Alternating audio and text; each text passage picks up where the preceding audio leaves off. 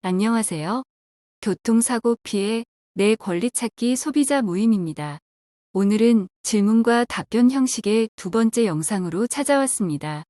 2023년부터 개편된 교통사고 12급 경상 환자의 경우 과실 비율에 따른 책임주의에 대해 궁금해하시는 내용을 위주로 구성하였습니다.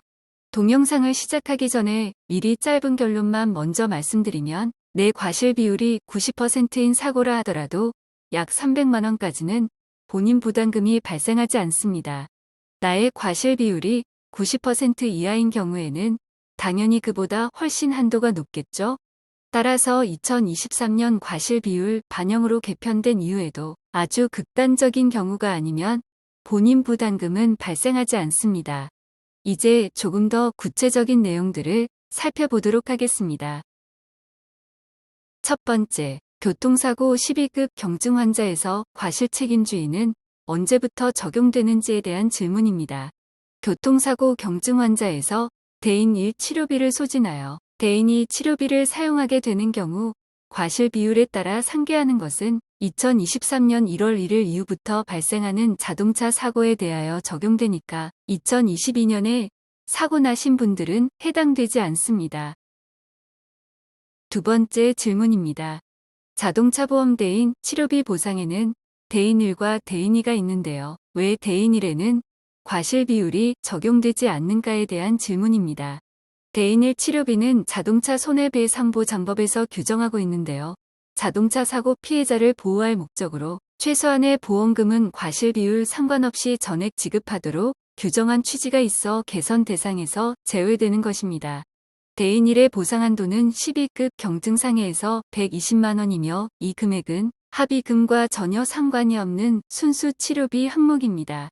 합의금은 입원 환자의 경우는 입원 일수에 따라, 통원 환자의 경우는 통원 횟수에 따라 늘어나는 구조이니까 불편한 증상이 있을 때는 억지로 참지 말고 적절한 치료를 받고 기록을 확보해 놓는 것이 합의금 산정에도 유리하게 되는 것이죠. 세 번째 질문은 모든 자동차 사고 환자에 대해서 과실 책임 원칙이 적용되는지에 대한 질문인데요. 결론만 먼저 말씀드리면 모든 환자에게 적용되는 것이 아닙니다. 골절, 뇌진탕 같은 상해 11급 이상의 진단에는 무조건 상대방 보험회사에서 전액 책임을 지게 되며 12급에서 14급에 해당되는 경증상해 환자 경우에도 차량 운전자를 제외한 동승자와 오토바이, 자전거 보행자 등은 본인 과실이 있더라도 현행과 같이 치료비를 전액 보험으로 보장합니다. 네 번째 질문사항입니다. 2023년 이후로 자기 과실 비중이 높은 경증진단 사고자는 보험료가 할증되나요? 정답은 아닙니다.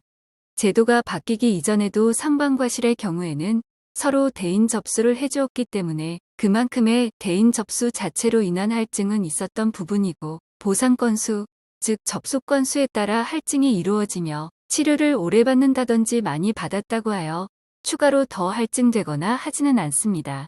따라서 내가 90% 정도 잘못한 사고에서 대인 접수를 하고 아주 오랫동안 치료를 받아서 치료비가 300만 원을 초과하는 정도가 아닌 일반적인 상황에서는 전혀 문제될 것이 없습니다.